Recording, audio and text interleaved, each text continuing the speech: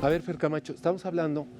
Hay un libro, aquí hay muchos chavos, gente joven, Johnny, pero por ahí del 77-80 se habló mucho de un libro, Pedrito, no sé si lo leíste, que estaba prohibido por la Iglesia Católica, que hablaban Jesús vivió y murió en Cachemira, editorial Martínez Roca.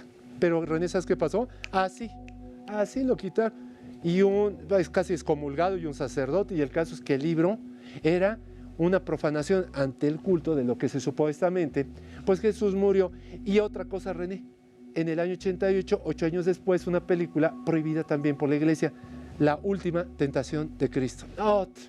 Y hablaba del Cristo, ¿no? De la cruz y del demonio que era la personificación de una niña y el ángel negativo que le lleva una vida paralela, o te quedas en la cruz o te libero como un hombre normal. Tengamos criterio, porque no estoy diciendo herejías, ni profanaciones, ni blasfemias. Tenemos que entender y leer esto. El libro habla de que tanto en Jordania existen muchas cuevas. Y por cierto, René, ahí está Petra, que se supone que es una isla alejada de la humanidad y una ciudad perdida. Esa ciudad perdida está empotrada en las montañas, totalmente de piedra, y está perfectamente hecha y con tecnología muy difícilmente de imitar. Esa imitación indicaba que Jesús en esas épocas antiguas dejó conocimientos. J.C. Knight, también Ramtha, tiene un libro blanco que les recomiendo que lean porque habla mucho de los años perdidos. Hay libros que se han editado y indica Filos, el habitante de dos mundos. Ahorita recuerdo que hay otro libro raro que hablaba de alguien que murió también en la Atlántida, pero dicen que los iluminados han reencarnado y que el Cristo en épocas antiguas era Antulio, Anfión, y luego Abel, Krishna, Buda, Yahshua, Maitreya, Jesús, el mismo Abel. De hecho, se habla de 10 jornadas mesiánicas y el último de estos se piensa que después de Cristo sería un Micael de Nevadón, de la tribu de Jabona, fíjense el nombre, de la orden de Malquisedec, del mundo de la Nonantec, y el divino evento del mundo de Ubersa cayó acá. Esas palabras vienen en Urantia. Es bueno decirlas porque el planeta Tierra está perfectamente ubicado, dicen que está en Velatropa 23, que está a 30.000 años luz del centro de la Vía Láctea, y que finalmente este movimiento orbital que vemos en la cámara 4 podría indicar que estos movimientos han sido en un devenir de. Los manuscritos, la Tierra, decían que la Luna, habla mucho de ellos, habla de algunos planetas, no tienen los nombres actuales, y obviamente en esa época antigua, Gerardo, no habían redescubierto ni a Urano, ni a Neptuno, ni a Plutón. Entonces aquí indica que Jesús viajó por senderos de mares incognoscibles y que llegó a la India, y que dicen que la luna, como en esta posición, era una luna llena, que veían una figura en el cielo. Aquí estamos viendo de Aries, pero veían como un sextante. Otras, la luna iba viajando, se veía como un ariete, que era un instrumento que se usaba en la antigüedad de los romanos para romper puertas y demás. Entre arietes, sextantes y astrolabios, que eran instrumentos para medir el cielo, esas figuras que estamos viendo acá se dejaban llevar.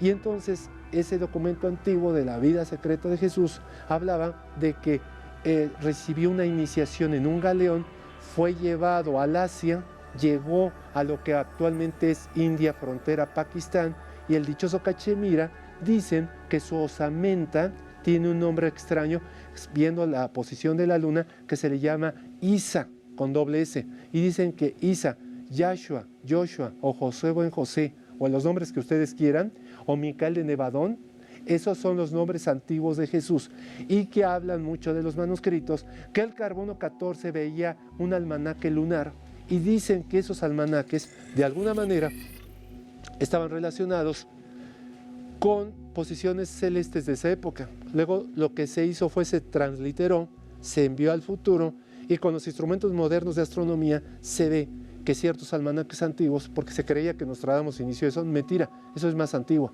y sí son ciertas posiciones celestes a la vista de los ojos de los pastores de esa época. Raro, ¿no? Entonces, al encontrar en esas ánforas secretas, hablaba mucho de todos sus apóstoles. Aparentemente muchos de ellos hicieron evangelios. Luego el Consejo de Nicea, Constantino por allá del 360 en el siglo IV, finalmente hubo un conclave y hubo un acuerdo que no deberían de estar, que era herejía, hablaban de Orígenes de Alejandría, que de la reencarnación no existía y finalmente dejaron nada más lo que hoy conocemos del Antiguo Testamento. Después se formaron nuevos libros del Nuevo Testamento y que finalmente, exactamente, y que podemos ver que esos almanaques antiguos manejaban la posición de la bóveda celeste y el movimiento de la luna. Ahí está el sextante, que era la figura que yo les decía, René, que era un instrumento antiguo, los marinos usaban, porque pues no había, René, brújulas. Entonces, obviamente, medían la estrella polar, la estrella Tuban, y decían que la estrella del norte era la que les indicaba el camino, y los viajeros, los piratas, y quien fuese, por eso entonces los manuscritos hablan de cómo la posición celeste guió al Mesías. Entonces la iglesia dijo, pues eso no existe, lo quitamos, y finalmente no mencionan esto, que había una eclíptica, había un camino imaginario, que estaba el sol y que eran como astros luminares, que decían algunos que habían inteligencias que moraban otros globos, otros logos planetarios, y este camino celeste simplemente era la posición de los astros. Esto es una imagen de estos tiempos, no estamos hablando del año cero, porque además de esos manuscritos, algunos dicen que se encontraron y se fueron depositados en el menos 200, Gerardo, y ¿saben quién los dejó? Exactamente, los dejó Alfredo. Fíjense bien quién los dejó, los dejaron los esenios.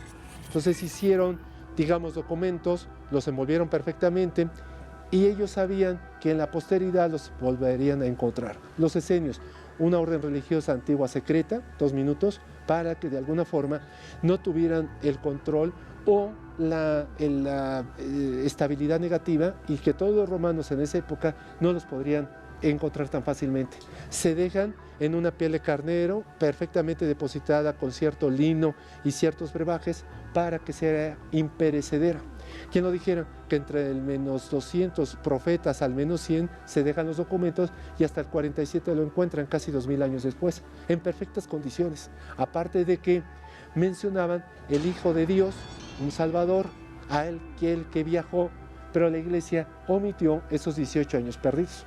Así que misteriosamente también era de Orfeo, también hablaba de Isis, Osiris y Horus, hablaban de Krishna y de otros iluminados, que había una triada que simplemente aparecían en los documentos sagrados.